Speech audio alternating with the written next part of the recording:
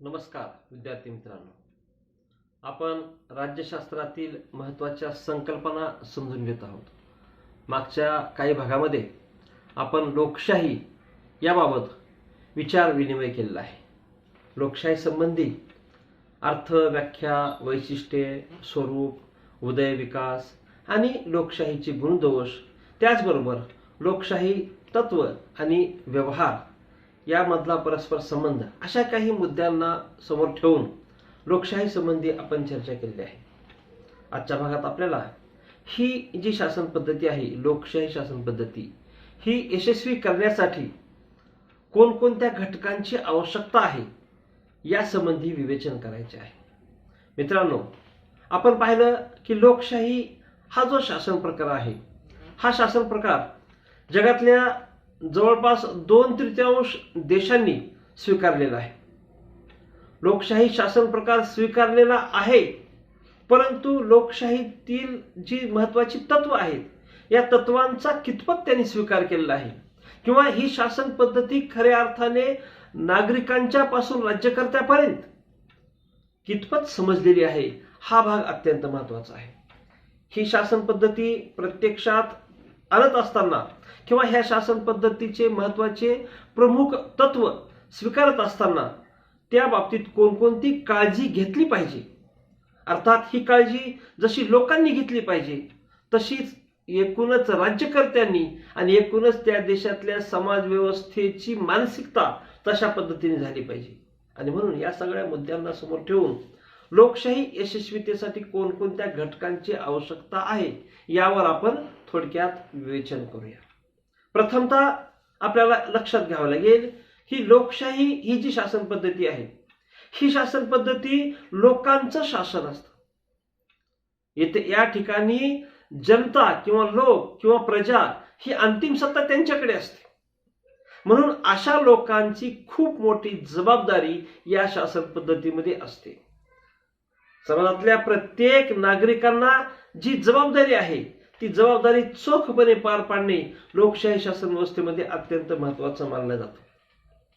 या शासन पद्धतीमध्ये लोकांच्या मनामध्ये अशी भावना असली पाहिजे, ही शासन पद्धती टिकली पाहिजे, अशी तीव्र इच्छा असली पाहिजे.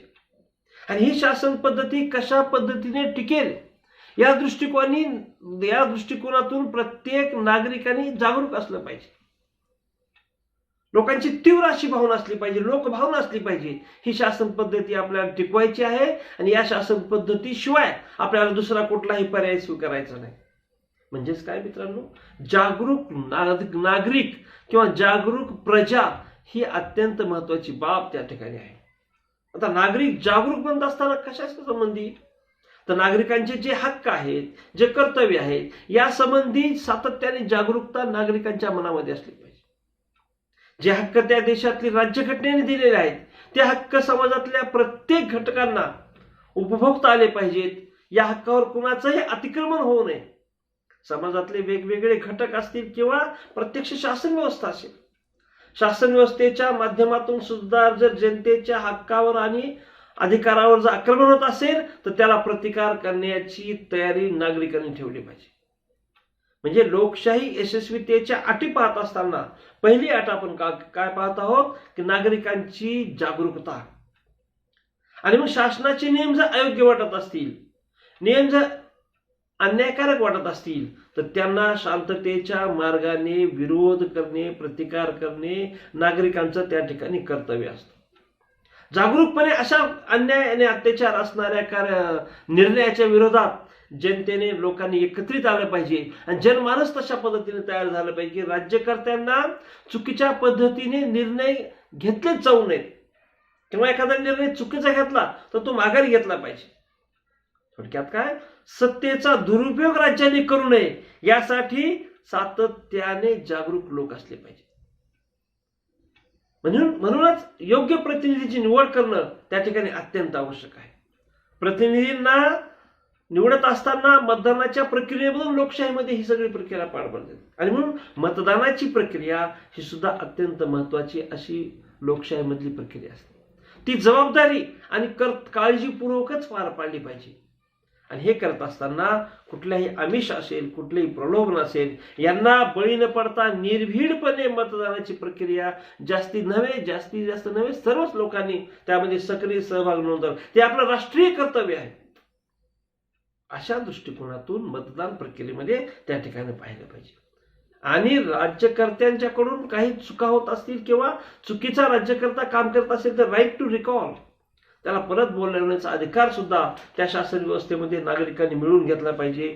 म्हणजेच काय, स्थिर आणि कार्यक्षम अशा पद्धतीची यशस्वी लोकशाही व्हायची असेल तर नागरिकांनी सदैव जागरूक आणि कर्तव्य तत्पर असलं पाहिजे. ही बाब प्रथम आपल्या लक्षात घ्यावी. विद्यार्थी मित्रांनो, लोकशाही शासन व्यवस्थेचे काही तत्व आपण पाहिले आहेत. समता, स्वातंत्र्य, न्याय, बंधुता ही काही महत्वाची तत्व किंवा या तत्वाच्या आधारावर शासन पद्धती उभी असते हे आपण पाहिलं आहे. आणि म्हणून समता प्रस्थापित करण्याच्यासाठी राज्यकर्त्याकडून सातत्याने प्रयत्न झाले पाहिजेत आणि त्या दृष्टिकोनातून तसे निर्णय त्या ठिकाणी राज्य व्यवस्थेने आखले पाहिजेत. तशा पद्धतीचे नियोजन केलं पाहिजे.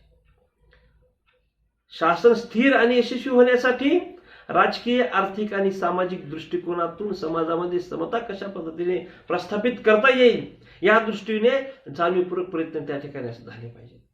म्हणजे लोकशाही यशस्वीतेसाठी सामाजिक समता किंवा समतेचे तत्व राजकीय असेल, आर्थिक असेल की सामाजिक, या तिन्ही दृष्टिकोनातून समजून घेऊन त्या दृष्टीने निश्चित पावलं उचलणं हे राज्यकर्त्याचे त्या ठिकाणी प्रमुख कर्तव्य असतं. राजकीय दृष्टिकोनातून पाहिलं तर निवडणूक लढवणे असेल, मतदान करणं असेल, संघटना स्थापन करणे असेल, प्रचार प्रसार करणं असेल किंवा सरकारवर टीका करणं असेल, या दृष्टिकोनातून समाजातल्या कुठल्याही व्यक्तीला हे अधिकार असले पाहिजेत. आणि आर्थिक दृष्टिकोनातून तर आपल्याला माहिती आहे की विशिष्ट पातळीवर किमान समान पातळीवर आर्थिक दृष्टिकोनातून विषमता खूप टोकाची होणार नाही या दृष्टिकोनातून ध्येय धोरणं राज्यकर्त्यांनी आखली पाहिजेत. म्हणजे आर्थिक दृष्टिकोनातून प्रत्येक व्यक्तीला काम आणि त्या प्रत्येक व्यक्तीला त्याचा मोबदला, योग्य मोबदला मिळाला पाहिजे. त्याच्या मूलभूत ज्या गरजा आहेत त्या पूर्ण करण्यासाठी त्या व्यक्तीला तशा पद्धतीचं वातावरण निर्माण केलं पाहिजे. म्हणजे आर्थिक समता ही सुद्धा अत्यंत महत्वाची आहे. आर्थिक समतेच्या आधारावर राजकीय आणि सामाजिक समता सुद्धा प्रस्थापित होत असते. सामाजिक समता तर अत्यंत महत्वाची आहे. सोशल जस्टिस यावर स्वतंत्रपणे आपण बोललेलो. सामाजिक समतेशिवाय खऱ्या अर्थाने समाजाला स्थैर्य आणि विकासाकडे जाऊच शकत नाही. समाजातल्या प्रत्येक घटकांना, प्रत्येक व्यक्तीला त्याची पद, प्रतिष्ठा आणि दर्जा हा समान असला पाहिजे. यामध्ये कुठलाही भेदभाव व्यक्तीमध्ये त्याचा वेगवेगळ्या कृत्रिम असमानतेतून केला नाही पाहिजे. किंवा त्याची जात असेल, त्याचा धर्म असेल, त्याचा वंश असेल, त्याचा प्रांत असेल, त्याची भाषा असेल, त्याचं लिंग, या वेगवेगळ्या कारणावर कुठलाही भेदभाव करता व्यक्तींना, प्रत्येक नागरिकाला सामाजिक न्याय देण्याचा प्रयत्न त्या ठिकाणी जाणीवपूर्वक केला पाहिजे. समतेच्या आधारावर स्वातंत्र्य आणि समता हे दोन्ही तत्व परस्पर पूरक आहेत. या दृष्टिकोनातून त्या ठिकाणी राजकीय व्यवस्था राबवली पाहिजे. ही लोकशाहीची महत्वाची अट आहे. लोकशाही शासन व्यवस्था यशस्वी होण्यासाठी पुढचा जो मुद्दा आहे तो असा आहे की शांततेच्या मार्गाने सहकार्य आणि सहिष्णुता इत्यादी गुणांची खूप मोठी गरज असते. मित्रांनो, लोकशाही शासन व्यवस्थेमध्ये संरक्षण मार्गाने बदल होत असतात, शांततेच्या मार्गाने बदल होत असतात. आणि हे बदल होत असताना संघर्ष किंवा युद्ध किंवा यादवी ही कुठलीच परवडणारी गोष्ट नसते. हे आर्थिक दृष्टिकोनातून जशी नसते तशी जी समाजाच्या स्वास्थ्याच्या दृष्टिकोनातून सुद्धा योग्य नसते. त्या ठिकाणी मानवता, बंधुता, शांतता या मार्गाचा किंवा तत्वाचा पुरस्कारच केला पाहिजे.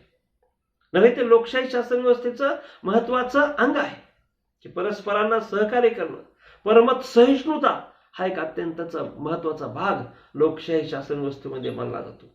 आणि म्हणून इतरांच्या हक्कावर अतिक्रमण होणार नाही.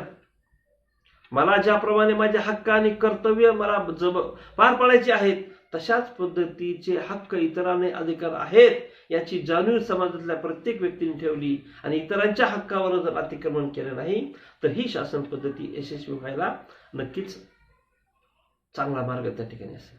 आणि म्हणून अशा पद्धतीच्या या लोकशाही शासन व्यवस्था विकसित आणि यशस्वी होण्यासाठी या सहकार्य आणि सहिष्णुतेच्या मार्गाबरोबरच नागरिकांचं चारित्र्य अत्यंत महत्वाची गोष्ट आहे. आणि त्या दृष्टिकोनातून सुजाण आणि सुसंस्कृत नागरिक निर्माण होणं ही यशस्वी लोकशाहीची पूर्व अट मानली पाहिजे. की नागरिक जोपर्यंत सुसंस्कृत आणि सुजाण असणार नाहीत तोपर्यंत लोकप्रतिनिधी चांगले असणार नाहीत. म्हणजे चांगले लोकप्रतिनिधी निर्माण होण्यासाठी नागरिकांनी प्रथमतः सुशिक्षित आणि सुसंस्कृतपणा त्या ठिकाणी रुजवून घेतला पाहिजे. हे बाब सुद्धा लक्षात घ्या की नागरिकांचा दर्जा यावर अत्यंत महत्वाचं गरज ही त्या ठिकाणी आहे. लोकशाहीमधली जी मूल्य आहेत या मूल्यांचं महत्व प्रत्येक नागरिकाला समजलं पाहिजे आणि त्यासाठी नागरिकांचा दर्जा, कर्तव्य दक्षता ही बाब अत्यंत महत्वाची आहे. आणि म्हणून राजकीय नेते जे स्वार्थी, चारित्र्य संपन्न, कर्तव्यदक्ष निर्माण व्हायचे असतील तर त्या ठिकाणी प्रथमतः गरज आहे नागरिकांच्या चारित्र्याची, नागरिकांच्या सुजाणपणाची, त्याच्या सुसंस्कृतपणाची. आणि यामधूनच काय होत असतं की राजकारणाला नैतिकतेचं अधिष्ठान प्राप्त होत असतं. राजकारण हे बदमाशाचं शेवटचंच ठिकाण आहे, कार्यक्षेत्र आहे. ही जाणीव किंवा हा विचार बदलायचा असेल तर नागरिकांनाच प्रयत्न करावे लागतील. नागरिकच सुजाण आणि सुसंस्कृत असेल तर अधिक चांगले नेतृत्व येईल, अधिक चांगले लोकप्रतिनिधी येतील. आणि चांगले लोकप्रतिनिधी एकदा यायला सुरुवात झाली की ती लोकशाही शासन व्यवस्था अधिक यशस्वी होईल. आणि म्हणून त्या ठिकाणी राष्ट्रीय शिक्षण द्यायची वेळ आली प्रत्येक नागरिकाला तर ती सुद्धा अत्यंत दिलंच पाहिजे की राष्ट्रीय दृष्टिकोनातून कुठली लोकशाही मूल्य आहेत या लोकशाही मूल्यांची ओळख प्रत्येक नागरिकाला होणं लोकशाहीमध्ये अत्यंत आवश्यक असतं. विद्यार्थी मित्रांनो, आपण लोकशाहीच्या यशस्वीतेच्या अटी पाहत आहोत किंवा यशस्वी होण्यासाठी कोणकोणत्या घटकांची गरज आहे. अर्थात कुठलीही शासन पद्धती आपण पाहिलं ही पूर्णपणे तिच्यामध्ये सगळे गुण आहेत किंवा पूर्णपणे ती वाईट आहे असं म्हणताच येत नाही. शासन पद्धती कशा कोण राबवत आहे आणि शासन पद्धती राबवण्याचे राज्यकर्ते कोणत्या मानसिकतेतून आहेत ही बाब अत्यंत महत्वाची. आणि या संदर्भात आपल्याला पुन्हा शिवाजी महाराजांचं उदाहरण आपल्यापुढे आयडियल आहे, आदर्श आहे की छत्रपती शिवाजी महाराज राज्यकर्ता हा राजेशाही शासन व्यवस्थेमध्ये जरी असला तर जनमनाची, त्यांच्या विकासाची तळमळ आणि सातत्याने स्वराज्य निर्माण करण्यासाठी प्रयत्न यामधून ज्या पद्धतीने त्यांनी हिंदवी स्वराज्य निर्माण केलं त्या पद्धतीनेच म्हणजे राज्यकर्ते चांगले निर्माण होण्यासाठी ही एखादी राजकीय व्यवस्था चांगली किंवा वाईट हे ठरवण्यासाठी आपल्याला राज्यकर्त्यांची मानसिकता ही अत्यंत महत्वाचा भाग आहे. हा भाग त्या ठिकाणी समजून घेऊया. विद्यार्थी मित्रांनो, आधुनिक काळामध्ये, अलीकडच्या काळामध्ये लोकशाही शासन व्यवस्थेमध्ये अत्यंत महत्वाचं स्थान जर कशाला असतं ते आहे प्रसार माध्यमाला. आणि ही प्रसार माध्यमे निर्भीड आणि स्वतंत्र आणि निपक्षपातीपणे काम करणे असली पाहिजे.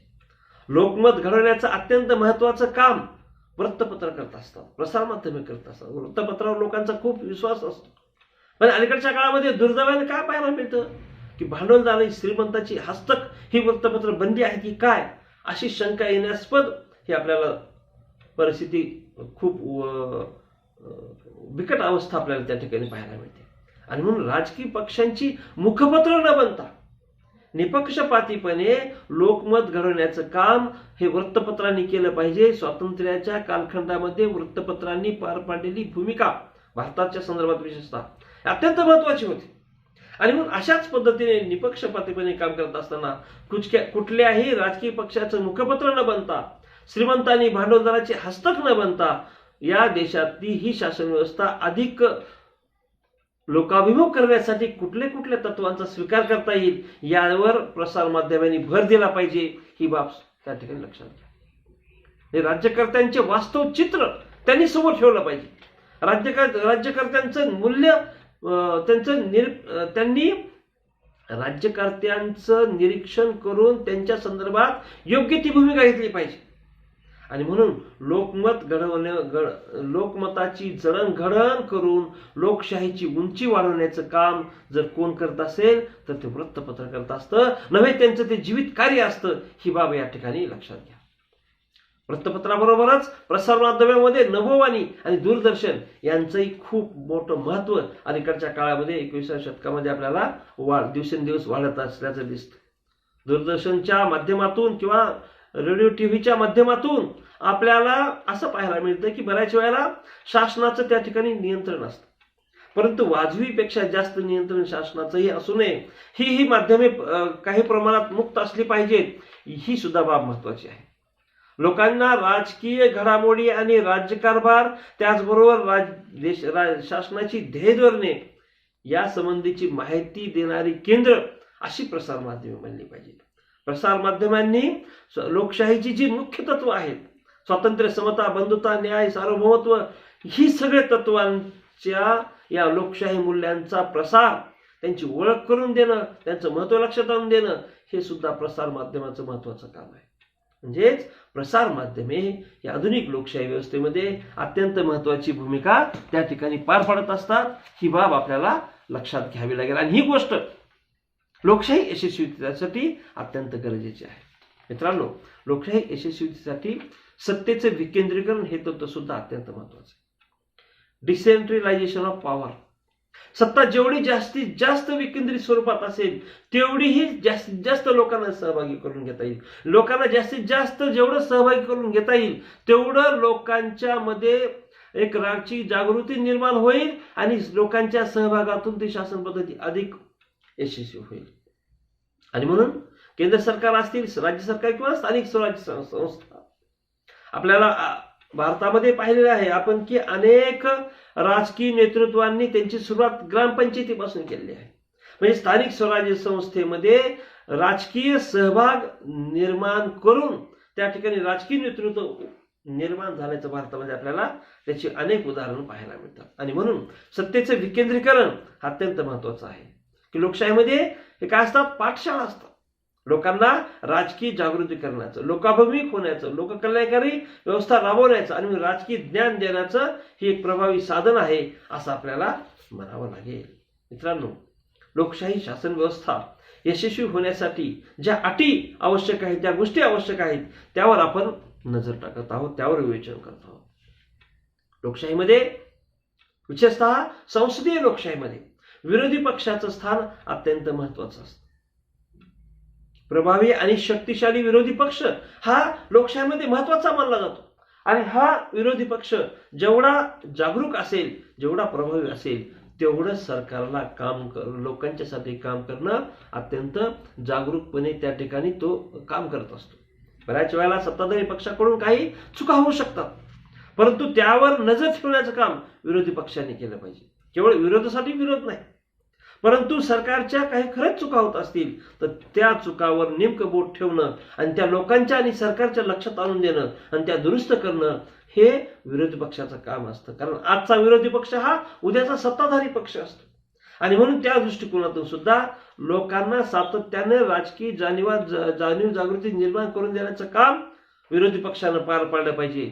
आपण पाहतो इंग्लंड आणि अमेरिकेमध्ये द्विपक्ष पद्धती आहे. त्या ठिकाणी बऱ्यापैकी शासन राजकीय पक्षांचं काम आणि विरोधी पक्षाचं काम बऱ्यापैकी समाधानकारक आहे. पण भारतासारख्या बहुपक्ष पद्धती स्वीकारलेल्या देशामध्ये विरोधी पक्षांनी त्यांची कर्तव्य दक्षता पार पाडली आहे असं निश्चितपणे म्हणायला थोडंसं तसं म्हणवत नाही. कारण विरोधी पक्षामधल्या पक्षांनी त्यांची भूमिका योग्य पद्धतीने पार पाडली आहे हे गेल्या 70 वर्षात आपल्याला तर दिसून येत नाही. आणि म्हणून या दृष्टिकोनातून आणखी काम करण्याची गरज आहे. स्थिर आणि यशस्वी लोकशाहीसाठी चांगला विरोधी पक्ष आणि सक्षम विरोधी पक्ष ही अत्यंत महत्वाची बाब असते. मित्रांनो, लोकशाही ही शासन पद्धती सर्व लोकांची आहे. लोकांनी लोकांसाठी लोकांच्याकडून, अब्राहम लिंकनची व्याख्या पाहिली आपण, अशी शासन पद्धती. आणि म्हणून एखाद्या समाज व्यवस्थेमधल्या सर्व लोकांना, सर्व घटकांना, सर्व जाती धर्मांना, सर्वांना सामावून घेणारी ती असली पाहिजे. आणि हे करत असताना धर्मनिरपेक्षतेचे तत्व त्या ठिकाणी अवलंबिले पाहिजे. भारतासारख्या अनेक जाती आणि अनेक धर्म असणाऱ्या देशाला तर धर्मनिरपेक्षता हे तत्व किंवा हे जे तत्व आहे हे स्वीकारणं आणि त्याचा अंमलबजावणी योग्य पद्धतीने करणं अत्यंत आवश्यक आहे. वेगवेगळ्या जाती, वेगवेगळे धर्म, वेगवेगळ्या भाषा यांना प्रतिनिधित्व असलं पाहिजे.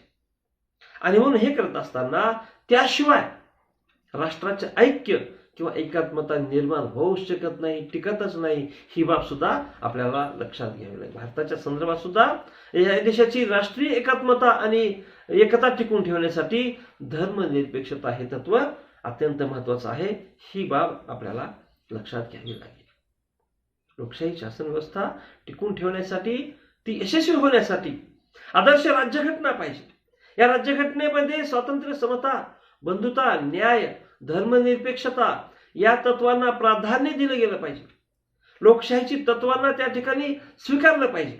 या संदर्भात अगदी चांगल्या पद्धतीचं काम भारतामध्ये आहे असं म्हणावं लागेल. भारतातील राज्यघटना, संविधान, या संविधानकर्त्यांनी खूप मेहनतीनं ही संविधान निर्माण केलेलं आहे. या संविधानामध्ये जास्तीत जास्त लोकशाही तत्वांचा स्वीकार करून त्या ठिकाणी हे संविधान चांगल्या पद्धतीने जगातलं एक चांगलं संविधान असं त्याच्याकडे पाहिलं जातं. परंतु राबवत असताना राज्यकर्त्यांची राबवण्यासाठीची प्रामाणिकता त्या ठिकाणी त्याचा कस लागत असतो. जेवढ्या चांगल्या पद्धतीने प्रामाणिकपणे राज्यकर्त्यांनी ती राज्यघटना समजून घेऊन राबवली जाईल, तेवढी शासन पद्धती, लोकशाही शासन पद्धती या देशामध्ये सुद्धा विकसित होईल असं म्हणावं लागेल. त्याचबरोबर स्वतंत्र न्यायालय, न्यायव्यवस्थेचे स्वतंत्रपण, न्यायव्यवस्थेचे निपक्षपातीपणा, न्यायव्यवस्थेचे निर्णय घेण्याची क्षमता आणि न्यायव्यवस्था ही स्वतंत्र असणं ही लोकशाहीसाठी एक अत्यंत आवश्यक गोष्ट आहे. नागरिकांचे अधिकार असतील किंवा विधिमंडळ आणि कार्यपालिका यांच्यावर नियंत्रण ठेवणं असेल, या सर्व बाबतीमध्ये न्यायालयाची भूमिका अत्यंत महत्वाची असते. त्या देशामध्ये नागरिकांना अधिकार आणि हक्क दिलेले असतात आणि या अधिकार हक्कांचं संरक्षण करण्याची जबाबदारी न्यायालयाची असते. भारतीय राजकीय व्यवस्थेमध्ये न्यायालयाचं काम बऱ्यापैकी समाधानकारक आहे.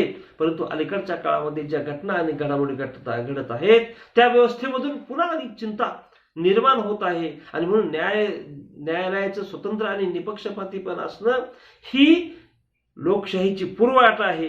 जास्तीत जास्त शासन जर कार्यक्षम व्हायचं असेल तर न्यायालयाचं नियंत्रण त्या ठिकाणी आवश्यक असतं.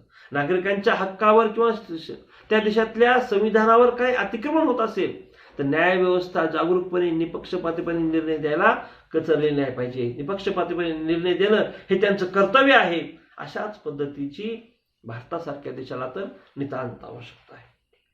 मित्रांनो, लोकशाही शासन व्यवस्था ही केवळ शासन व्यवस्था नाही, ती केवळ एक शासनचा एक प्रकार नाही, तर ती काय आहे, ती एक जीवन पद्धती आहे, जीवन जगण्याचा मार्ग आहे. अशा पद्धतीनं मानसिकता त्या अशा देशातल्या लोकांची, सर्वांची झाली पाहिजे.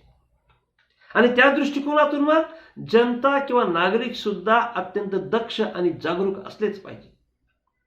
आणि हे पाहत असताना जर लोकांच्या मनामध्ये अंधश्रद्धा असतील, लोकांच्या मनामध्ये आळस असेल, दारिद्र्य, असे काही दुर्गुण जर असतील तर ती लोकशाही व्यवस्था यशस्वी होणारच नाही. आणि म्हणून अशा लोकशाही असणाऱ्या देशामध्ये लोकांच्या मनात अंधश्रद्धा असणार नाहीत, लोक कार्यक्षम असतील, आपलं काम व्यवस्थितपणे पार पडत असतील आणि आर्थिक दृष्टिकोनातून कुठलीही पारटोकाची विषमता नसेल, त्याला मुठमाती देण्याचं काम होत असेल तर ही लोकशाही व्यवस्था अधिक सक्षम होऊ शकते. ही बाब लक्षात घ्या. जाता जाता आपल्याला हे लक्षात घ्यावं, व्यक्तिपूजेचं स्तंभ अलीकडे भारतामध्ये आपल्याला पाहायला मिळतं. जगातल्या अनेक देशांमध्ये व्यक्तिपूजा हा सुद्धा लोकशाही व्यवस्थेमधला फार मोठा अडथळा आहे. डॉक्टर आंबेडकरांनी यावर स्वतंत्रपणे फार चांगलं विवेचन केलेलं आहे की व्यक्तिपूजा याला विशिष्ट मर्यादेच्या पुढे महत्व असू नये.